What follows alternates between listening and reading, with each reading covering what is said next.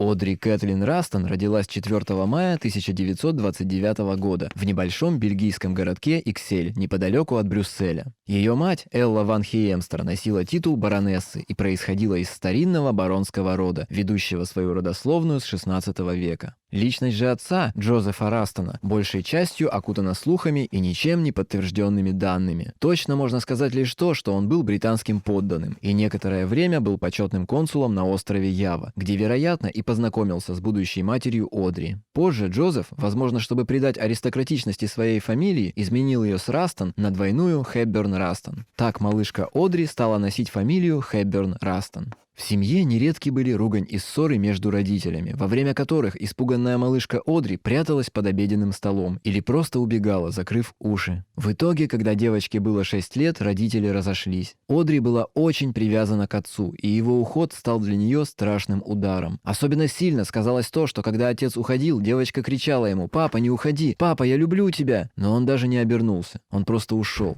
Некоторое время спустя Одри с мамой уехала в Лондон, где обучалась в частном пансионе для девочек. 3 сентября 1939 года Великобритания объявила войну Германии, и семья Хепберн переехала в голландский город Арнем, так как Нидерланды на тот момент сохраняли военный нейтралитет. Однако в мае 1940 года Германия вторглась на территорию Нидерландов, и Хепберн довелось пережить нелегкие времена нацистской оккупации. Чтобы скрыть британское происхождение дочери, мать наказала ей говорить только по-нидерландски и называться не Одри, а Эддой ван Хиемстра. Семья участвовала в движении сопротивления, и девочке, часто рискуя жизнью, приходилось выполнять разные поручения. Искать в лесу сбитого британского летчика, чтобы передать ему сообщение, или часами играть на улице со спрятанной под стелькой туфельки запиской, в ожидании, когда эту записку заберет связной. Позднее Одри вспоминала: «Для нас, детей, участие в сопротивлении было скорее своеобразной игрой. Конечно, мы понимали, что это опасно, но вряд ли мы осознавали всю серьезность этой игры».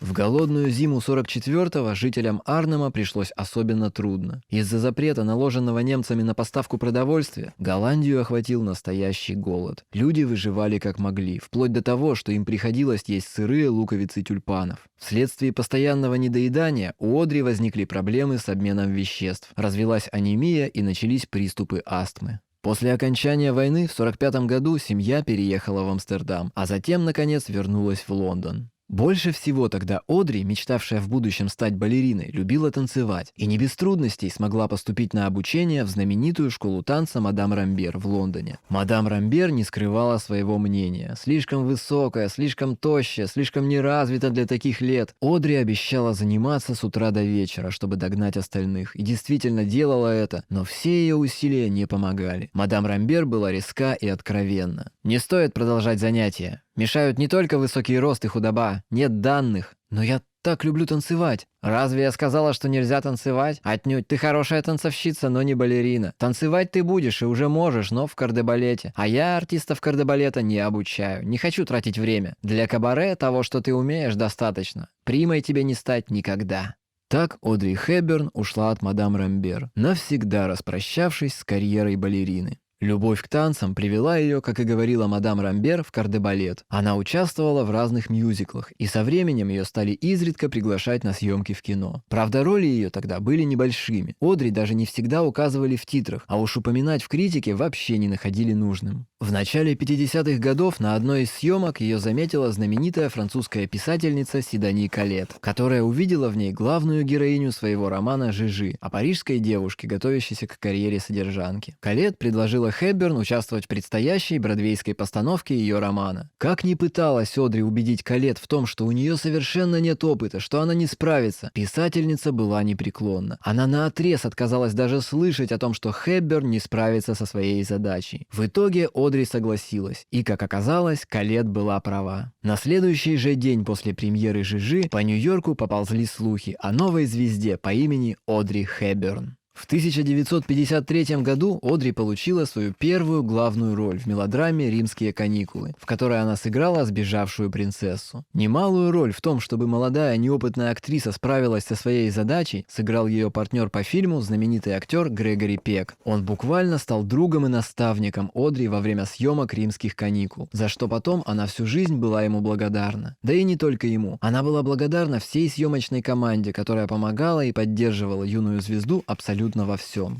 После этой картины Одри Хепберн полюбил весь мир. Зрители, привыкшие к тому, что главные роли исполняют пышногрудые блондинки, овациями встретили обаятельную девушку, которая напоминала скорее фею, чем секс-символ. За эту роль в 1954 году она получила премии «Оскар», «Золотой глобус» и множество других наград. Актрису сразу же буквально засыпали предложениями о съемках. В этом же году Хепберн сыграла главную роль в фильме «Сабрина», где сюжет представляет собой вариацию на тему Золушки. Позднее Одри признавалась, что съемки «Сабрины» были одними из самых ужасных в ее карьере, из-за того, что исполнитель главной роли Хамфри Богарт постоянно хамски вел себя как по отношению к коллегам-актерам, так и к самому режиссеру, позволяя себе даже швырять текст ему прямо в лицо, оскорблять и унижать всех подряд. В том же 1954 году Одри вновь пригласили на бродвейскую сцену для исполнения роли русалки в спектакле «Ундина». В пьесе пересказывается средневековая легенда о водной нимфе, которая влюбляется в прекрасного рыцаря, но тот предпочитает ей другую. Партнером Одри по сцене стал американский актер, кинорежиссер и продюсер Мел Феррер, за которого она в этом же году вышла замуж.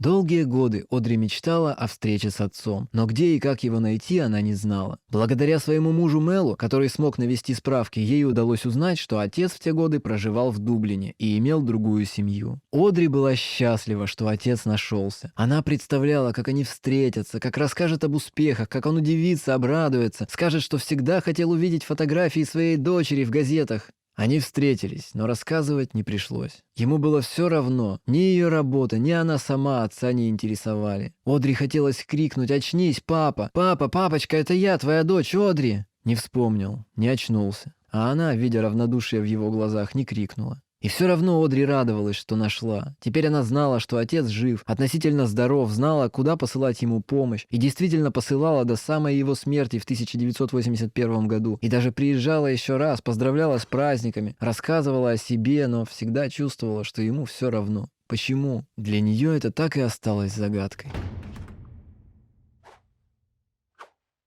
Одри и Мел неоднократно пытались завести детей, но, к сожалению, беременность актрисы несколько раз заканчивалась выкидышем. И вот, наконец, 17 июля 1960 года ей удалось родить мальчика, которого она назвала Шон. Ребенок был полностью доношен, крепок и здоров. Счастью Одри не было предела, сбылась ее самая заветная мечта – стать матерью. Вершины своей карьеры Одри Хепберн достигла, когда в 1961 году сыграла в фильме «Завтрак у Тиффани». Роль Холли Голайтли стала культовым образом американского кино 20 века. Образ расчетливой и одновременно душевной девушки, ищущей своего счастья в Нью-Йорке, покорил сердца зрителей. Одри в очередной раз подтвердила свой статус иконы стиля. Ее маленькое черное платье от Живанши и сигарета с мундштуком стали символами элегантности и роскоши. Сама же Хепберн никогда не считала себя иконой стиля и говорила: «Это доступно каждому, пучок на голове, солнцезащитные очки и черное платье, вот вы и сами перевоплотились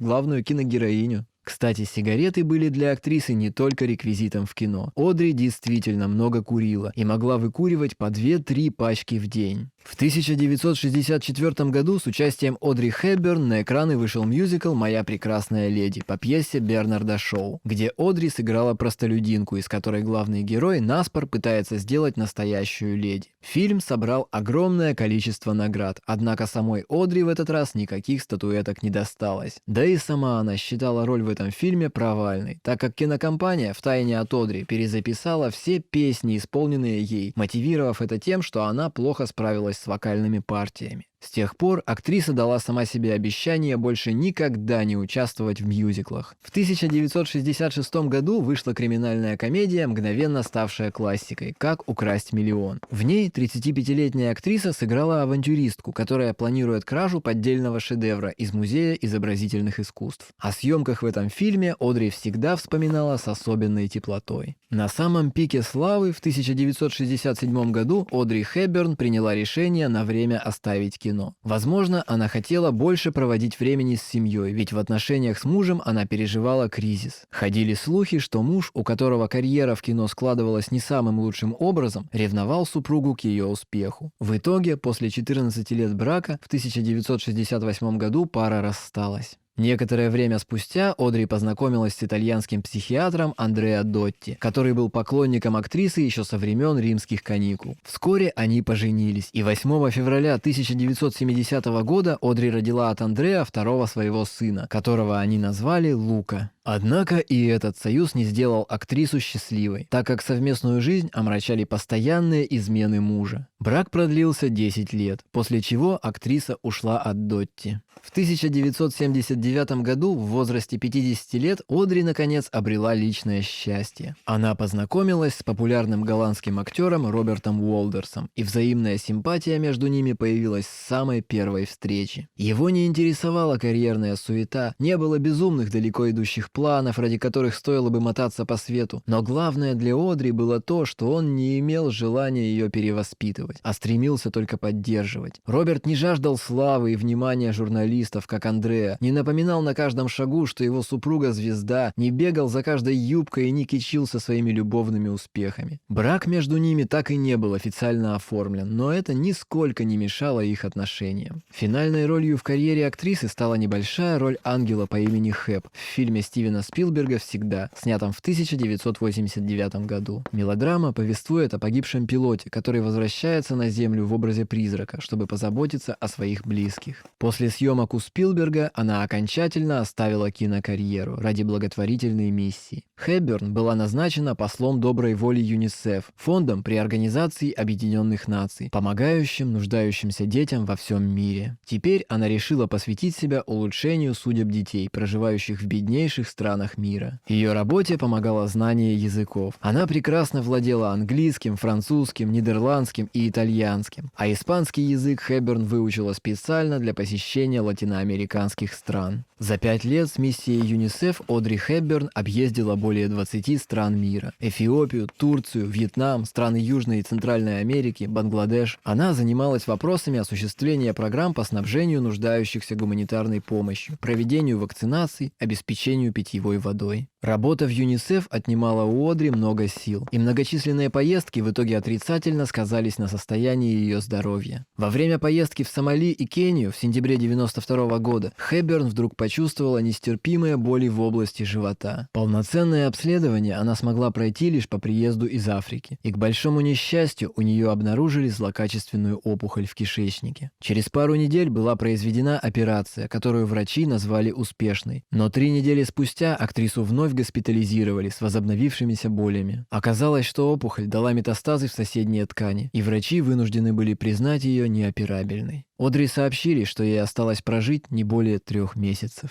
20 января 1993 года сердце великой актрисы остановилось. Одри Хепберн умерла в окружении семьи в возрасте 63 лет. На похоронах присутствовали 2 ее сыновей, гражданский супруг Роберт Уолдерс и бывшие мужья Мел Феррер и Андреа Дотти. Также прилетел из Парижа великий кутюрье и один из ее лучших друзей Юбер де Живанши, создавший образы для многих ее знаковых героинь. Были представители ЮНИСЕФ и друзья-актеры. Проститься с Одри Хепберн пришло около 25 тысяч человек, а знаменитая актриса Элизабет Тейлор в тот день произнесла такую фразу: «У Господа Бога появился еще один прекрасный ангел, который знает, чем ему заняться на небесах».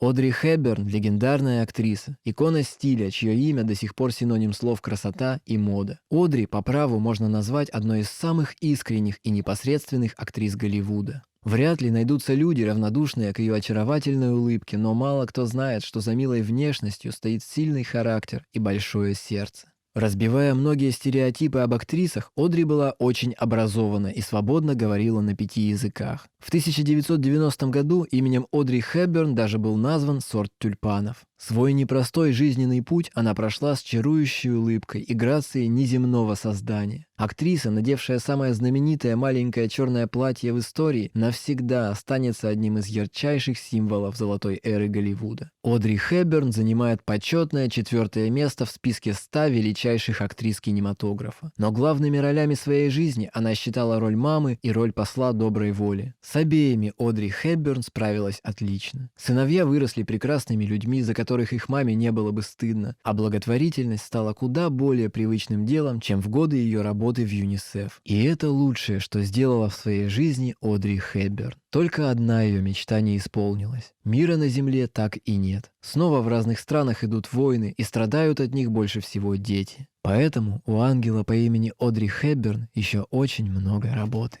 Это была история Одри Хепберн.